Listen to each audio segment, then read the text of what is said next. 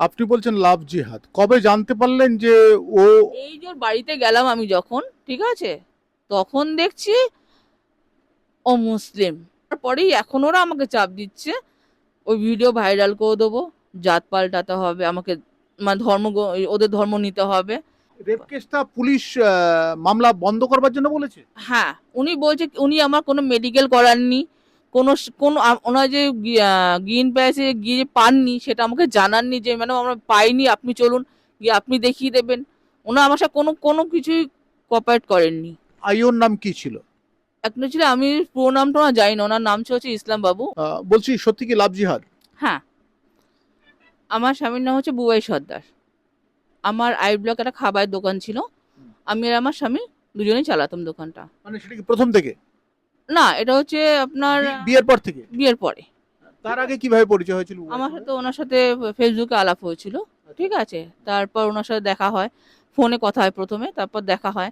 দেখা হওয়ার পরে আমরা 1 বছরের মতন ঘোরাফেরা করি। তো তারপরে হচ্ছে আমাদের ও বিয়ের জন্য আমাকে চাপ দেয়। হুম, তারপর আমরা কালীঘাটে গিয়ে বিয়ে করি। হুম। ঠিক আছে, তো কালীঘাটে বিয়ে হয়েছে আমার 2018-তে। বিয়ে হলো, শ্বশুর বাড়ি গেছিলেন? না, ওকে যখন শ্বশুরবাড়ির কথা বলতাম ও বলতো আমাদের ঘর ছোট, ওখানে তুমি থাকতে পারবে না, আমার বাবা মা লাভ ম্যারেজ মানে না, তার তোমাকে আগে তার আগে জিজ্ঞেস করেননি যে তার কতগুলো ভাই বোন? মানে আপনি যাকে বিয়ে করছেন হুম হুম তাকে তো ভাই বোন টোন কজন আছে কি আছে সেগুলো তো জানবেন। না, সেটা আমি জিজ্ঞাসা করেছিলাম। উনি বলেছেন ওনার 2 ভাই। ঠিক আছে, তো বড় ভাইকে ভীষণ ভালোবাসেন ওনার বাবা, আর ওকে একদমই পছন্দ করে না ওকে বাড়িতে কেউ, খুব টর্চার করা হয় ওর উপর টাকা পয়সার ব্যাপার নিয়ে। তো বলছো তুমি ওখানে কি থাকতে পারবে না, আমরা এখানে বরঞ্চ ঘর ভাড়া করে থাকবো। তো যথারীতি এখানে ঘর ভাড়া হয়েও ছিল আমাদের 2024-এ 5ই জুন গড়িয়া গ্রিন প্যারিস আমাকে নিয়ে গিয়ে শাহ আলম, মনোজ দাস, দুজন আমাকে রেপ করলো। ঠিক আছে, আমার কি করলো? মনোজ দাস, শাহ আলম সর্দার। কোথায় নিয়ে গেল? গড়িয়া গ্রিন প্যারিসে। সেটা কি? ওটা হোটেল, গেস্ট হাউস ওটা একটা। আচ্ছা। আমার হাজবেন্ডই নিয়ে গেছিল আমাকে। আপনার হাজবেন্ডের নামটা কি বললেন যেন? বুবাই সর্দার। বুবাই সরকার। পরের দিনকে এসে হাতে পায়ে ধরে কান্নাকাটি হ্যান ত্যান এই সমস্ত করলো। করার পর বলছে আর হবে না, ভুল হয়ে গেছে। তাহলে যে তুমি আমার স্বামী, কোথায় আমাকে রক্ষা করার দায়িত্ব তোমার, সেখানে তুমি আমাকে এটা করলে, এটাই তো আমি মানতে পারছি না। তো আমি একটুখানি মানে অন্যরকম হয়ে গিয়েছিলাম তখন। প্রায় 15-20 দিন পরেও আমাকে বলছে যে মৌসি তোমার এরকম বা থাকলে তুমি অসুস্থ হয়ে পড়বে, একটা কাজ করো, চলো আমরা কোথাও ঘুরে আসি। আমরা কোথায় যাব ঘুরতে? তখন বলছে যে চল একটা বন্ধু বাড়িতে ঘুরে আসি। আমার তোমাকে তো বিশ্বাস করা ভরসা করাটা আমার জন্য দুষ্কর। বলছে একবার ভুল করে ফেলেছি, বারবার কি ভুল করবো, বলে আমাকে নিয়ে গেছে। সেটা হচ্ছে নামখানায়। ঢুকেই দেখছি ওখানে বসেছি সামনের ঘরটাতে আমি। এবার 10 মিনিটও হয়নি, এর মধ্যে দেখছি শালা আমার মনোজ দাস ওখানে পৌঁছে গেছে। তখন আমি বলছি এরা এখানে কি করছে, আমি তো এখানে থাকবো না, আমি তো এক্ষুনি চলে যাবো। এই নিয়ে আমার সাথে ধস্তাধস্তি হচ্ছে। বিকাল যখন 5টা বাজে, সারাদিন না খাওয়া, আমি কিচ্ছু খাইনি, ওরা ওখানে ড্রিঙ্ক ফিঙ্ক করেছে। তবে আমার বর করেনি, ও মদ খায় না, যতটুকু আমি জানি ও খায় না। তো ওরা ভেতরে ড্রিঙ্ক ফিঙ্ক করেছে। আমি বাইরে একটা বোতল ছিল, তো ওই বোতলে এক ঢোক 2 ঢোক জল খেয়েছি। ওই যে 2 ঢোক জলটা খেলাম, ওখানেও ঠিক সেম জিনিসই হলো আমার সাথে। আপনি বলছেন লাভ জিহাদ, কবে জানতে পারলেন যে ও? এই যে ওর বাড়িতে গেলাম আমি যখন, ঠিক আছে, তখন দেখছি ও মুসলিম। 6 বছর পরে জানতে পারলেন? হ্যাঁ, ওখানে গিয়ে দেখছি ওর বউ বাচ্চা সব আছে, ও মহামাডান। পরেই এখন ওরা আমাকে চাপ দিচ্ছে, ওই ভিডিও ভাইরাল করে দেবো, জাত পাল্টাতে হবে আমাকে, মানে ওদের ধর্ম নিতে হবে, মানে বিভিন্ন ধরনের। তারপর এটা নিয়ে তো একটা মামলা হয়েছিল। একটা না কয়েকটা মামলা হয়েছে, ওরা আমাকে মারবার চেষ্টা করেছে। কোন থানায়? প্রথমটা হয়েছে এই রেপ কেসেরটা হয়েছে পাটুলিতে।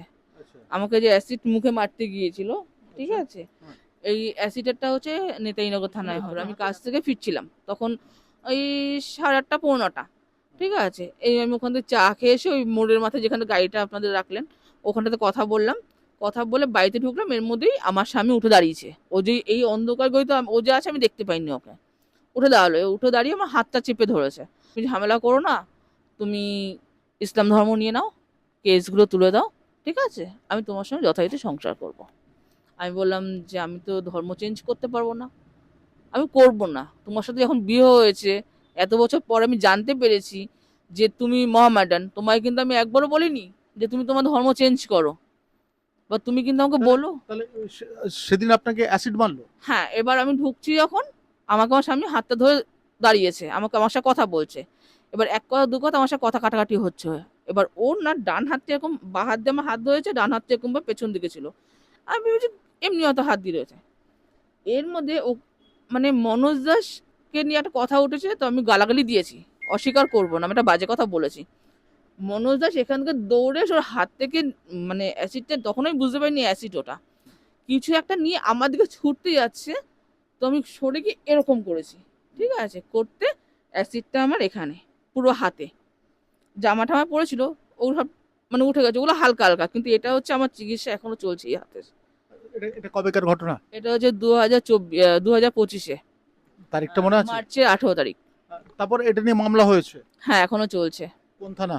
এটা হচ্ছে নেতাজিনগর থানা। তা এই মামলাগুলোর বর্তমান পরিস্থিতি কি? এখন ওনারা জামিনে আছেন। তা শুনছি এটা নাকি এফআরটি করা হয়েছে। এফআরটি করা হয়েছে, সেটা হচ্ছে আপনার ইসে পাটুলি থানারটা করা হয়েছে, এটার এফআরটি হয়নি এখনো। পাটুলি থানায় কি কেস ছিল? গ্যাং রেপের কেস ছিল, রেপ কেসটা ছিল।